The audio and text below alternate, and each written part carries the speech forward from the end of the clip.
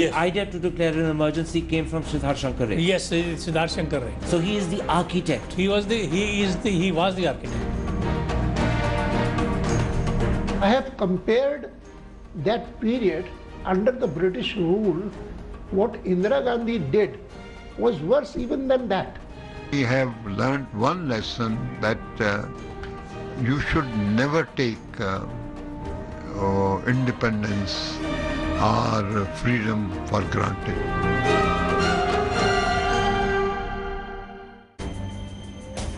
Hello and welcome to a special episode of To The Point. Today is the 40th anniversary of the emergency, and it was undoubtedly the most traumatic experience in independent India's history. But for the majority of Indians alive today, it's something they know little about and have precious little understanding of. So tonight, in a special one-hour episode, we discuss what was the emergency, why did it happen, how much responsibility and blame lies with Indira Gandhi and her son Sanjay, how did our critical institutions respond, and what led to the emergency's end. But tonight we're also going to ask other questions. Why did the Janata government elected with such hope and goodwill fail? And finally, what has this 3-year episode taught us about the Indian voter and his commitment to democracy? I have with me an unparalleled collection of guests.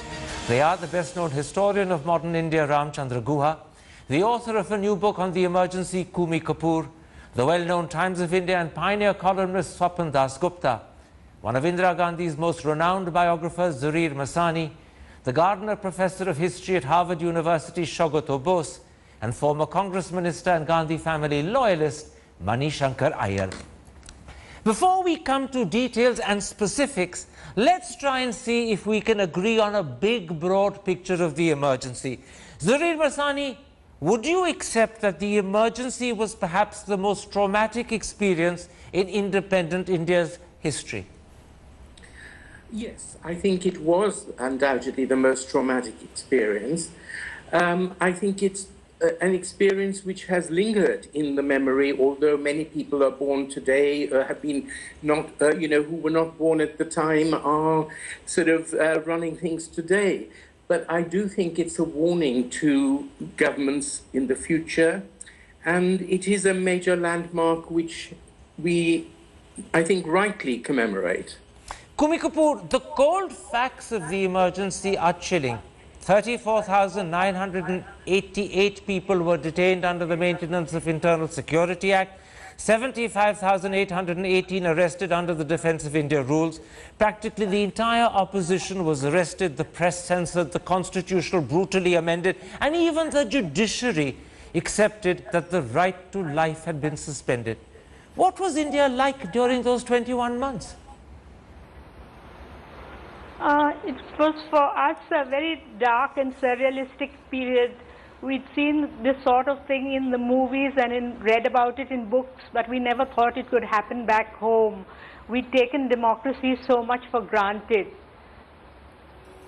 So, of course, some people it affected personally, and others only later on came to know the full extent of how civil liberties were being eroded. But would you say, Coomi Kapoor, that it was an episode that left its dark imprint upon all those who lived through it? I think its impact was much more in North India than it was in the South, which shows in the election results as well. But those who felt it personally, yes, it did leave a very sharp impact.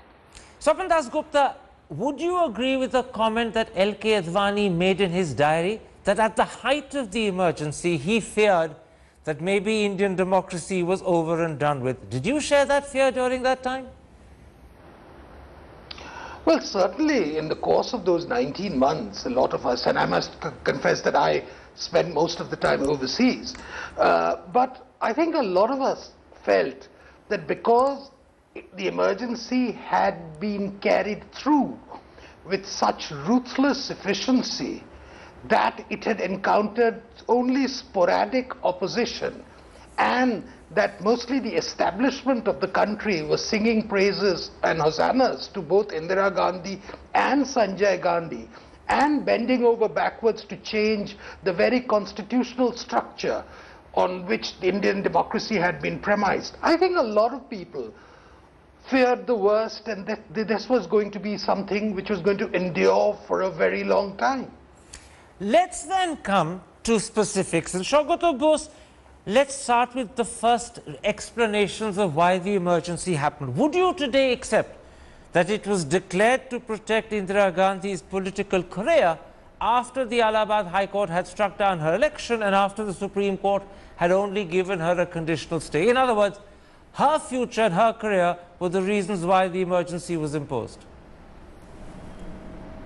Yes, the proximate cause was obviously the threat to her political career and the Allahabad High Court decision that she could not contest elections for 6 months.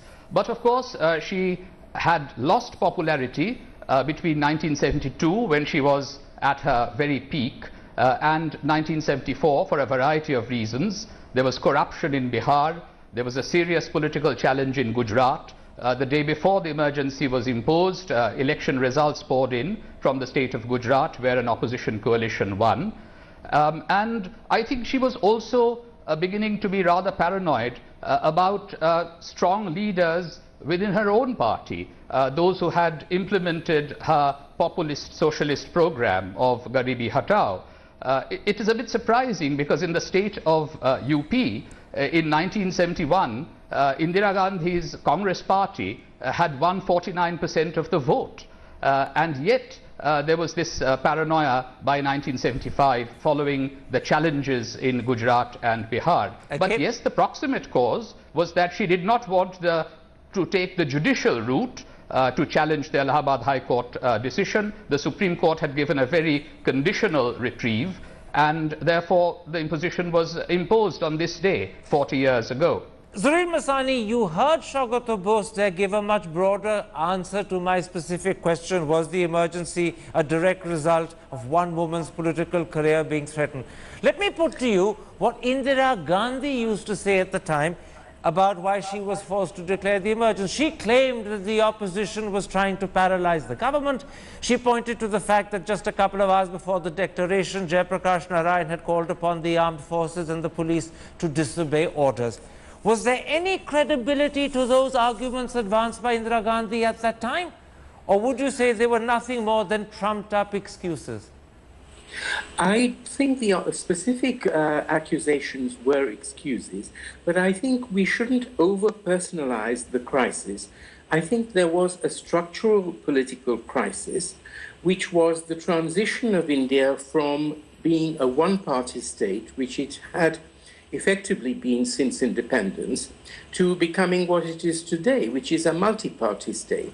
And I think Indira was part of that transition, and she did her best to maintain the one-party state. When she came to power, it was just before the 1967 general election, when opposition parties like the Swatantra and the Jan Sangh made a major showing in parliament, and there was every indication that the 1971 general election, had there not been a Congress split and had Indira not tried to reinvent the Congress, would have resulted in an opposition majority.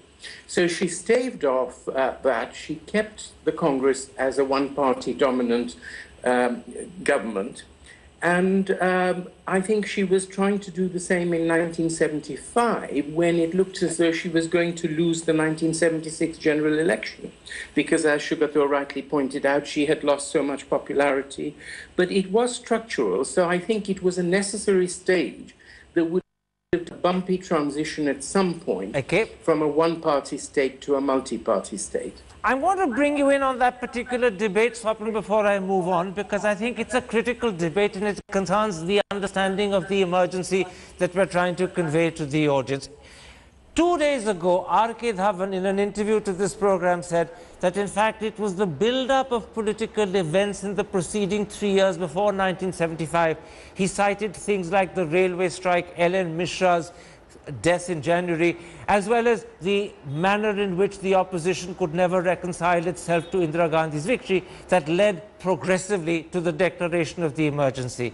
Do you accept that? Or do you think that those are just convenient excuses that are trumped up to cover up the fact that one woman and her career was under threat?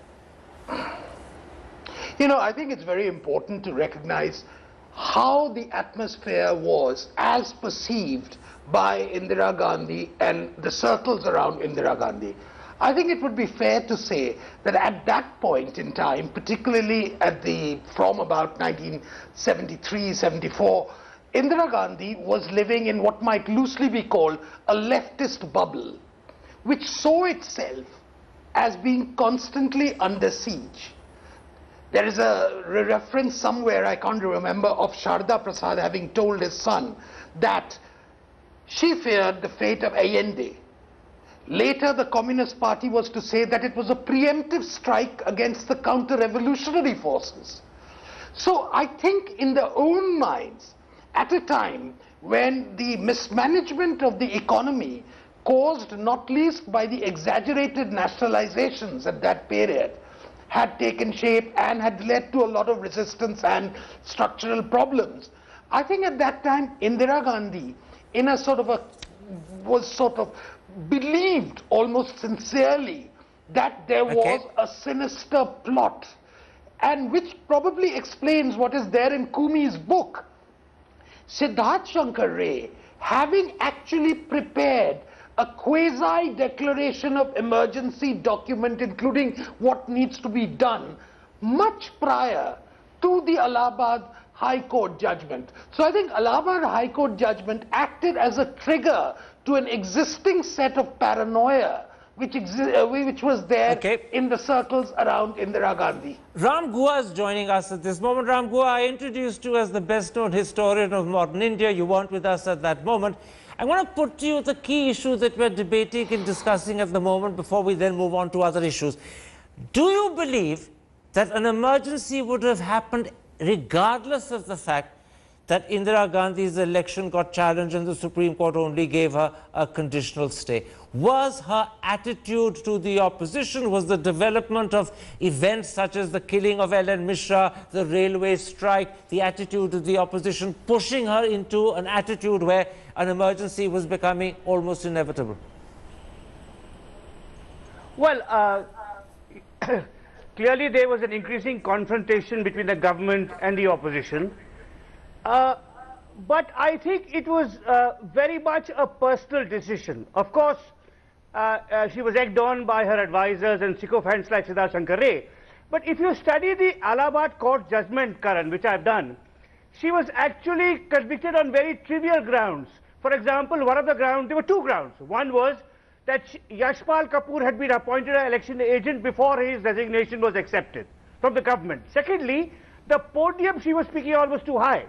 Now, I think she would have won an appeal in the Supreme Court, except that the Supreme Court said, at the time the appeal was being heard, she could not act as Prime Minister. Now, clearly she was extremely paranoid and did not trust anyone else in the Congress party, because if she had stepped aside and let somebody else in the cabinet, somebody senior in the cabinet, Swaran Singh, shall we say, or Jagjeevan Ram, be Prime Minister, she would have probably won an appeal. But I think there was a kind of, she, by temperament, she was insecure, she trusted very few people. From a very early age, she felt her aunts were against her, now she felt the world were against her. Her relations with JP were extremely fraught for a very long time. And then, she was advised to take this extraordinary step. But it was clear that it was really only to save her seat after the judgment. I mean, you can talk, I don't know whether you have a lawyer on this panel, Karan, but my sense is that she was convicted on flimsy grounds and it would have been overturned on appeal if she'd been patient enough. All right, let's move on. Let's move beyond this debate about why the emergency was declared, whether it was entirely because of one woman's career being under threat or whether there were other forces that made for it.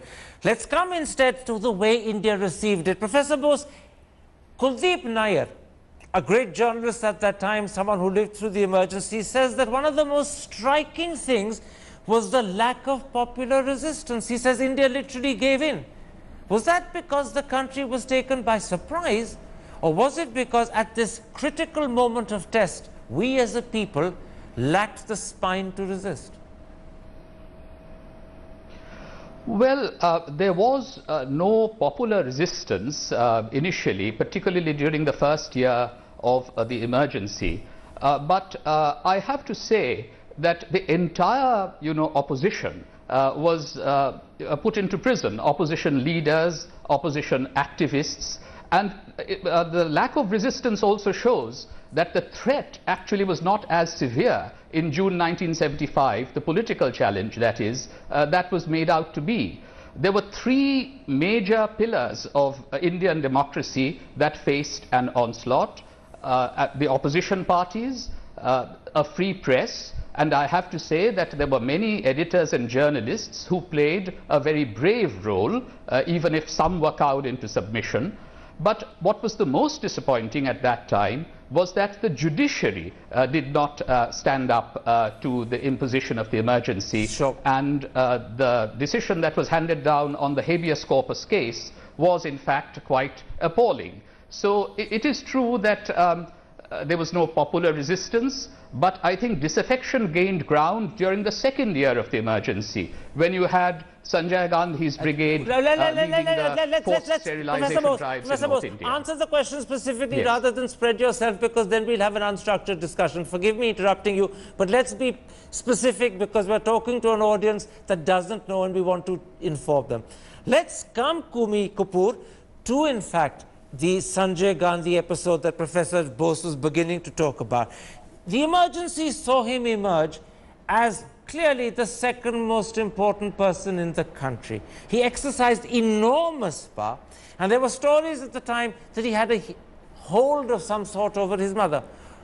As someone who's just written a book on the emergency, why did Sanjay become so powerful, and what was the nature of the relationship with Indira Gandhi whereby she tolerated her son, who had no political position, virtually running the country at times?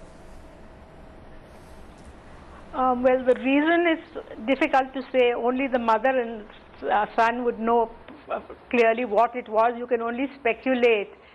But one thing was clear, that by the middle of the emergency, all the key decisions were being taken not by the Prime Minister's secretariat, but from the Prime Minister's residence, and basically by the small group which surrounded Sanjay Gandhi, and Mr. Dhawan was the implementer. And the files were being sent after the decisions had been taken by the Sanjay Kotri to Mehta or other ministers for their and Mrs. Gandhi for their signatures. Now, you have a story in your book that illustrates the enormous power and influence Sanjay acquired. You recount his treatment of Inder Gujral, who was Information and Broadcasting Minister at the time, and virtually within 24 hours of the emergency being declared, he scolded Gujral and had him removed. Recount for the audience briefly why Sanjay was so upset with Gujral and what followed. Actually, Gujral was the first ministerial casualty of the government, and Sanjay's dislike for him was before the emergency was officially imposed, because Gujral was trying to follow rules and regulations and was a gentleman. So Sanjay was furious when the 20th June rally was not covered live by TV, because it was against the rules and Gujral didn't allow it. He was also upset over the fact that the AIR did not report the Supreme Court stay on Mrs. Gandhi's election in the manner that the favorable manner that he had expected. Okay. So he met, Gujral met Sanjay Gandhi in the corridors and shouted at him and said, "You don't know how to do your job."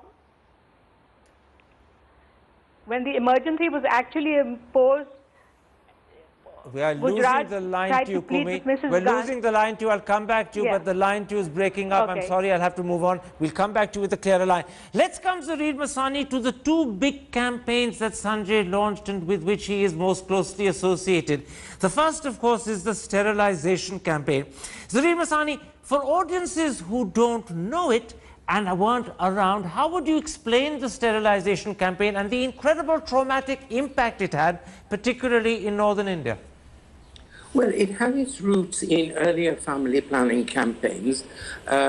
Population explosion was an issue before Sanjay came along. He developed a particularly coercive approach to it, and his attitude was rather sort of from on high, the poor are breeding too much, we need to, whether they like it or not, curtail their fertility. And the campaign, particularly in Delhi, where he was very closely involved, involved quite a lot of very random, well, not so random, because people were paid to bring in hundreds of people to be sterilized. And this caused huge resentment, particularly among the Delhi Muslim community, who had been, traditionally supportive of Congress. It also spread out across the country, particularly in the Hindi belt. I think in the south it was much more sanely administered, and I believe some southern chief ministers turned a blind eye to it. So I think it was hugely unpopular, and unfortunately it got population control a very bad name, because I happen to think it's an important issue, but because of its identification with Sanjay and the emergency, it's become a no-go area since then. Ram Guha, the second campaign with which Sanjay was most closely associated, and in a sense his name got branded across it, was slum clearance, particularly typified with what happened at Turkman Gate in Delhi. Would I be right in saying that this was a callous attempt to beautify Delhi by demolishing the homes of the poor and banishing them to far-flung colonies like Trilokpuri, where there was virtually no proper housing and perhaps no amenities either? No, very much so. It was a kind of utopian, megalomaniac plan allegedly cleaning up and beautifying Delhi, in which Sanjay's right-hand man was Jagmohan, who was then with the DDA, and who in a poem he wrote during the emergency called himself the houseman of Delhi. I mean, houseman being the 19th century French urban planner who cleaned up Paris. So there were extraordinary delusions that Sanjay and admittedly even his henchmen like Jagmohan had. So would you say that in fact the combination of slum clearance and sterilization are going to be in a sense the legacy with which Sanjay will be remembered, and in a sense his I suppose contribution is the wrong word, but his nefarious association with the emergency? Yes. I think, Karan, in my view, Sanjay Gandhi is the closest independent India has got to a fascist. It's not just the programs of slum clearance and sterilization, the way they were implemented, the crowd of goons around him, some of whom went on to play notorious roles in the anti-Sikh riots of 1984. Some of whom were ministers in the last UPA government. So, he was the closest we got to a fascist, who was ruthless, amoral, used state power and extra state power, Gundagiri as we would call it, in a very focused and organized way. Let's come to the two institutions that in a sense are accused of having buckled under the emergency at the time. Shankar Aiyar, although individual high courts were willing to entertain PILs, the Supreme Court, famously or infamously, actually came around to accepting that under the emergency, even the right to life had been suspended. Looking back now from the vantage point of 40 years down the road, would you say that was perhaps the lowest moment in India's judicial history? Look at the Constitution today. It still has Part 18, which is described as emergency provisions. It would appear that from our founding fathers onward till today, there has been a belief that there could be a genuine internal emergency, and therefore that internal emergency would have to be met with very special measures. And despite the changes that have been made to that chapter by the Janata government, you're not answering my question. It's still there. They're there in the Constitution. Mani, you're not answering my question. No, I'm not questioning whether the emergency exists as a constitutional provision. I'm asking whether the Supreme Court accepting that under the emergency even the right to life had been suspended represented the lowest moment in our judicial history. I cannot possibly give a judgment that is superior to that of the Supreme Court. If the Supreme Court believed that everything had been suspended at that time, including all our fundamental rights, including the right to life, then that was the constitutional position. Whether anybody's life was taken, or whether people should have been put into jail in the manner in which they were, or whether the programs of Sanjay Gandhi should have been run in the manner in which they were, I think all those were huge political mistakes, and she paid a big price for those political mistakes. But it would appear that the Constitution did provide for an emergency, which did provide for these rights to be suspended, and that the Supreme Court upheld that interpretation of the Constitution then. I fear that if there were to be an emergency again, the Supreme Court might take the same position. Very quickly, Swapan Dasgupta, on that particular point, whether that decision by the Supreme Court represents the lowest moment in our judicial history, or whether, as Mani argues, it's justified by the fact that the provision for an emergency is a constitutional provision. Do you want to come in with a contrarian viewpoint? Yeah, well, I think Mani just epitomizes what Mr. Advani said the other day about the complete lack of contrition on the part of the Congress. And I think it's important to remember that that Supreme Court judgment of 1976 was actually preceded by an attempt, what might be called, which Mr. Huxer used to call the committed judiciary, and the supersession of judges, which led to Justice A.N. Ray becoming the Chief Justice. Now, I think what really happened was that was a bespoke judgment given far in excess of what was necessarily true of just the Constitution necessitated. Because the one particular article of the Constitution has to be read with other sections of the Constitution. It has to be read keeping in mind the circumstances of the moment. And I think what Justice A.N. Ray in the majority judgment said is that the Parliament has passed that law, the Parliament has passed the Constitution Amendment, the Emergency Declaration. That is in accordance with certain ideas of the Constitution. The Constitution has not been changed, therefore what they say is right. It was this literalist interpretation which Justice Bhagwati, who was one of the majority judgment, was later to say that he apologized publicly, rather late in the day I would say, for giving a judgment. I would say that that judgment was not really a judicial judgment, it was a judgment which was basically a political one, and it was a made-to-order judgment, which suggested at that time that the judiciary during the emergency was not really a free and fair judiciary. Very, very quickly, Ram Guha, L.K. Advani, speaking about the other institutions that buckled, said famously off the press, you were asked to bend, you ended up crawling. With the exception of the very beginning when papers like The Statesman and the Indian Express attempted to resist, would you accept that thereafter the press buckled under? Or is that an unfair comment because there was pre-censorship and how could they have done anything else? So I think the mainstream press buckled under, but there were some brave little journals. For example, Romesh Thapar closed down Seminar. Himmat, which was edited by Rajmohan Gandhi, tried in various ways to resist it. There's a wonderful article by Kalpana Sharma yesterday in the, online about this. So the smaller journals tried, but overall, except for The Statesman and the Indian Express, the mainstream English language media completely buckled under, and Mr. Advani is right in that regard. All right, let's take a break at that point. When I come back, I want to ask three critical and intriguing questions. Why did Indira Gandhi call elections which led to her losing and the emergency being closed down? What sort of government did Janta provide and did it succeed? And why did it fail after just 3 years? And then, what does that 3-year period teach us about the Indian voter? Is he or is she the real hero of restoring democracy? We'll be back in a moment's time. See you after the break.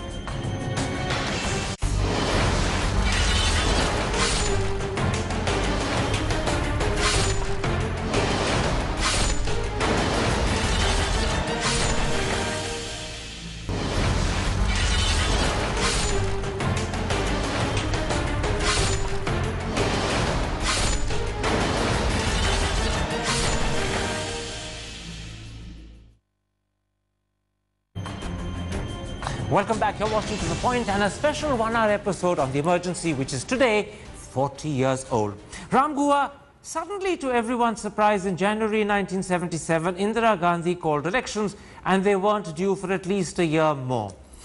It led to the collapse of her rule and the end of the emergency. But the critical question that many people ask is, why did she call the elections? Did she do it because she had been misled by the Intelligence Bureau into believing she'd win, and therefore this was her way of legitimizing the emergency? Or did she do it because by then her conscience was troubling her, she was beginning to accept the emergency was a mistake, and this was a way of getting off the tiger's back? Well, there are three theories. To the two you've mentioned, that the Intelligence Bureau told her she'd win. The second, that her conscience was troubling her, and the words of Tagore and the haven of freedom which her father had quoted to her were haunting her. And the third, that Pakistan had just had 3 elections, so it looked rather bad that India was a dictatorship. But those are all speculations. The only hard fact we know about this episode is that when she decided to call elections, she did not tell Sanjay Gandhi. That was the only decision she took in those 18 or 20 months, in which her son had no role. He was completely taken aback. He heard it on the radio. So her son would not have wanted. That's the only thing we know. And are you also suggesting that the fact that her son wasn't consulted is because she thought the emergency had gone one step too far? Would that corroborate that theory in any way? No, I think she just did not. She thought that her son would overrule it. You know, because the son, as I said, the son was a fascist. Even if the election had consolidated her rule, he did not want it. He did not believe in elections. Zareer Masani, after she announced the elections, 2 developments took her by surprise, and probably very clearly India as well. The first was that parties as different as Congress O, the BLD, Jansangh and the Socialists got together to form the Janata Party. Without the shared experience of the emergency, and I suppose even more importantly, without the shared experience of captivity in jail, could those bonds of unity ever have been forged? No, I think clearly they were a reaction to the emergency. I think the reason she called it, beyond anything else, was the reason she called the election was that she wanted a desire for legitimation. She valued her image abroad, especially in Britain. She valued her father's legacy, so she was not prepared to be branded a dictator, especially, as Ram said, when Pakistan was having an election. And I think she assumed, and I'm very skeptical about the idea that Sanjay didn't know about it. I think they both assumed that they would win very comfortably because the emergency remained in force during the election. And I came back from England myself at the time to cover it. I wasn't allowed to come back in between because my book had been banned. But when I came back and I covered the election, it was very clear that it was going out of their control in a way that the opposition itself had not expected. The opposition had no idea they were going to get the kind of turnout, the kind of mass support that they did, which I think made it impossible for her and Sanjay to rig the election. The whole administration went over to the opposition. It went completely out of control. So I think she had in mind a controlled election which would produce a favorable result. If she had known what was going to happen, she wouldn't have called it. Would you accept those 2 points, Professor Bose, that first of all, the fact that elections were called is proof of how cut off from the people and the mood of the country Indira Gandhi had become? And secondly, she wanted a controlled election, but events progressed in such a way that the election completely slipped out of her control. Would you agree with both of those? Yes, Mr. Masani is right in saying that the emergency was relaxed in January, but not fully revoked until March. I think also what Mrs. Gandhi had not calculated was that there would be key leaders within her own party who would take the opportunity to defect, including Jagjeevan Ram and Hemwati Nandan Bahuguna. And I think, you know, she may have thought that she would win quite big in southern India, which she did. We sometimes forget that Indira Gandhi widened and deepened the social base of support of the Congress party between 1969 and 1973. She had Dalit support, Muslim support, Adivasi support, but it was the excesses of the emergency that alienated many of the a traditional base of the Congress party in northern India. Okay. And there was a regional differentiation. The Congress party got wiped out in northern India, but remember that in Andhra Pradesh and Karnataka, Congress not only made a sweep of the seats, but they won 56 or 57% of the votes. So in places where social welfare measures were implemented, anti-poverty measures were implemented by strong state-level leaders, the Congress won. But she had undermined her own party in UP, and that's why, led by, of course, Sanjay Gandhi, and that's why there was a debacle in the north. Swapan Dasgupta, you heard Professor Bose touch upon what I consider the second event that happened after elections were called, which took Indira Gandhi by surprise and the country by surprise as well. Jagjeevan Ram's decision to break with Indira Gandhi, form Congress for Democracy and ally with the Janata Party. Many at the time, many subsequently as well believed that this perhaps was the turning point for that election. Do you agree with that interpretation? I do, but before that, Karan, just a small correction to what you've said, that the elections weren't due for a year. I would say that the elections were due a year earlier. The Parliament had merely very expediently extended its tenure by 2 years. But never mind that small detail. I think you're quite right. When Mrs. Gandhi, or when the Intelligence Bureau allegedly gave her this prognosis that she was going to win hands down and get over 300 seats, I think it was not an inaccurate assessment, because given the quiet mood of the country, the disarray and demoralization of the opposition, it seemed that the election was a foregone conclusion, which explains why George Fernandes said at that time, was very insistent that he would not participate in such a sham exercise. I think really what was the electric effect on this whole thing was, it was really the turning point, Jagjeevan Ram's defection. Because I think people really wanted one particular evidence to suggest that all was not well. And when it comes from inside the ruling party, it acquires that much more importance. Okay. And I think that, to my mind, Jagjeevan Ram, far more important than he really was in life, had such a catalytic effect on the election.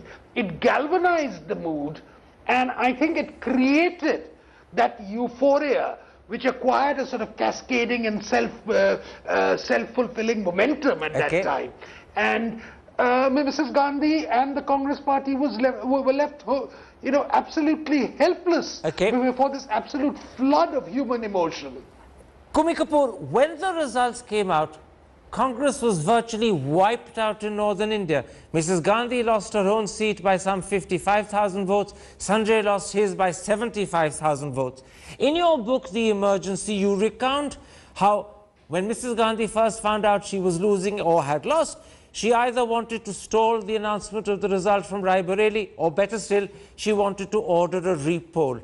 But the brave young IAS officer who was the returning officer of the constituency, a young man called Vinod Malhotra, resisted.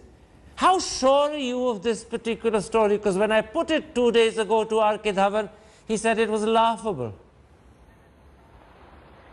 It was very well known, in fact, at that time, because people were waiting for the result from Raebareli. Everyone knew that Raj Narayan was leading by a huge margin, but they refused to announce the result. And the reason that the result was not announced was that Photedal, who was the campaign manager, had been insisting that a recount be ordered.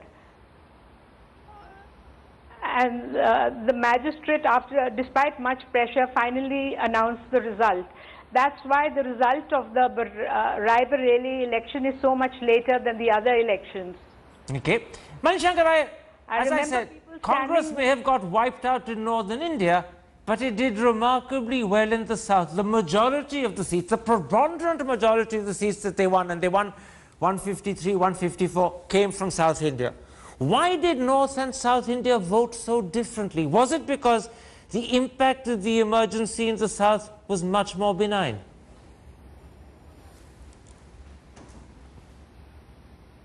Shankar Aiyar? Oh, I'm sorry, I didn't understand. It was directed to me. I think essentially it was because the Sanjay Gandhi programs, particularly the Sterilization and the slum clearance were not carried out as ruthlessly, indeed not even carried out significantly in the southern states, whereas they were brutally carried out in the northern states. So it was at least as much a vote against Sanjay Gandhi's methodology as it was against the emergency as a concept. In other words, it was the impact of Sanjay Gandhi in the north that ensured Congress's defeat, and the fact that his impact in the south was so minimal that ensured Congress doing so well. Have I understood that correctly, Shankar Aiyar? I'm sorry, the sound was not correct. I couldn't hear it. I was simply repeating for confirmation the point you made. But don't worry, I think I have understood you correctly. Let me move on. The question now that I want to put to you, Ram Guha, is that the Janta government that replaced Congress was one that came to power with such enormous goodwill. Everyone wanted it to succeed, and yet it collapsed in under 3 years. Why do you think it failed? Well, I think, first of all, they were ideologically disparate groups joined together by opposition to Indira Gandhi and the emergency. You had the socialists on the left, the Swatantra on the right, and the Congress O and the Jan Sangh in between.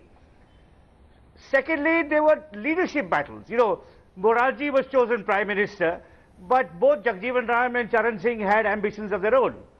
But, you know, although the Janta government gets a bad rap, I'd like to make a small plea for the good things it did. Firstly, Morarji Desai and Shanti Bhushan completely undid the amendments that Indira Gandhi had forced, insulating the Prime Minister to make sure that at least the Constitution would be emergency-proof. Secondly, some ministers were outstanding, not least Madhu Dandavate, who started computerization in the railways and for the first time gave second and third class compartments padded seats. I mean, Madhu Dandavate's single act has probably benefited more Indians than any other act ever by a cabinet minister. So, although it collapsed in disarray, by restoring the original feature of the Constitution, by having some outstanding ministers, it did have a positive contribution. Let's come, Professor Bose, to the way the Indian voter behaved both in the 77 elections and again in 1980. Would you believe and accept that the real hero of the emergency is the Indian voter? Without him, it would never have been overturned. And secondly, at that time, people said that poor voters don't care about democracy, habeas corpus or due process. What they worry about is roti, kapda or makan. In 77, the Indian voter proved he cares equally about both. Yes, I agree with you that the Indian voter was the hero certainly in 1977, and they also changed their mind in a very big way by January 1980 once they saw that the Janata government was completely dysfunctional. Yes, there was reasonably good macroeconomic management during the first year of the emergency, but poor voters, particularly in northern India, were concerned about their own dignity and about political rights. What happened in the period of the Janata government, in addition to the points that have already been mentioned by Ram Guha, you have to recognize that some of the constituents of the Janata government had a very rich farmer base of support in northern India.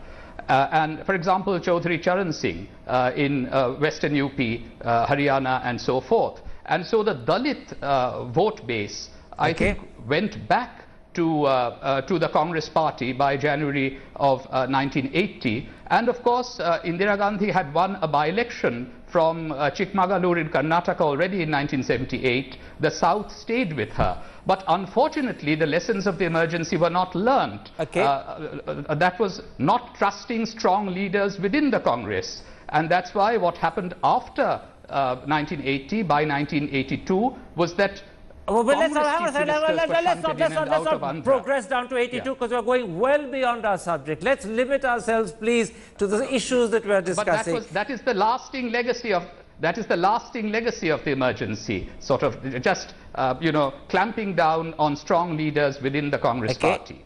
That Swapan Dasgupta, in 1980, In 1980, Swapan Dasgupta, the Indian voter, kicked out Janta and brought back Indira Gandhi with a 2/3 majority. Does that prove that at the end of the day, the message the voters sent a second time round, just 3 years after 77, is you can't take me for granted? And any party that does is going to pay at its own price. Well, I think obviously that's one of the larger moral lessons of the Janta debacle. But I think it's important to also recognize a couple of things.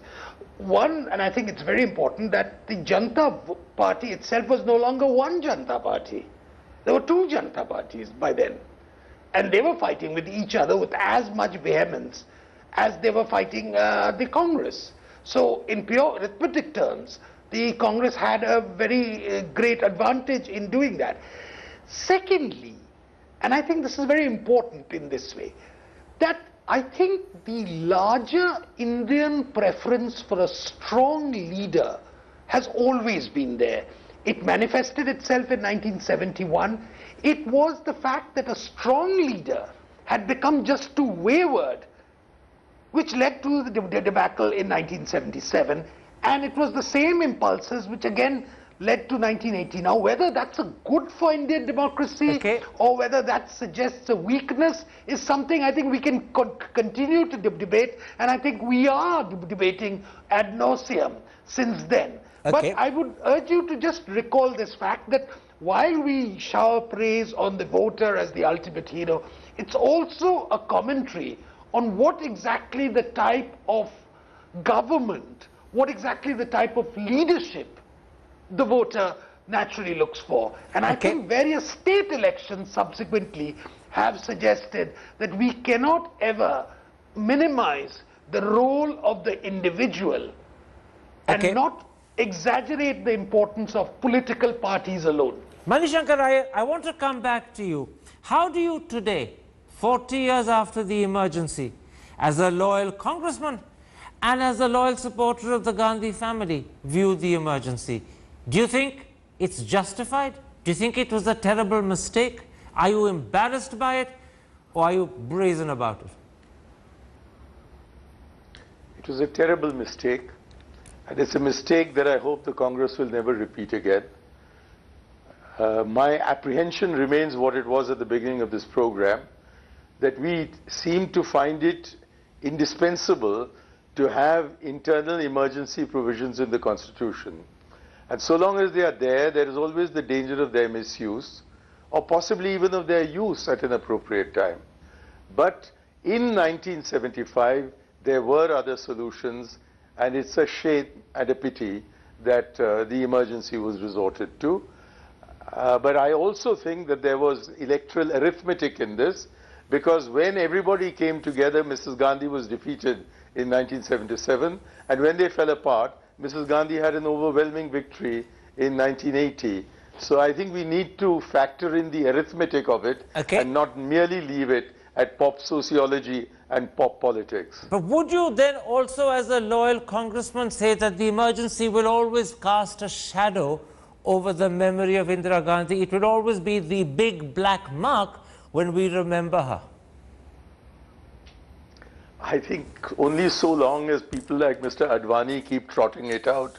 Otherwise, for the vast majority of Indians, they weren't even there when the emergency took place, and for the others, it is a distant memory. I don't think it casts a shadow on the Congress today, but we have to acknowledge that it was a Congress government that declared that emergency, and equally say it was a Congress government that removed the emergency. And both actions were within the framework of the Constitution. Quite right. You're absolutely right when you say it was a Congress government that removed the emergency, but the bit you're forgetting is that it was only after the Congress government had been defeated. She removed the emergency the day after she lost the elections, not before. But my thanks to all my guests for joining me, and my apologies for the little bit of a problem that we had at one point with Coomi Kapoor's line. And there we end this particular episode. 40 years is a long time, but 40 years is too short to forget what was a traumatic experience, and let's hope we never have to go through another emergency again. Goodbye, good night.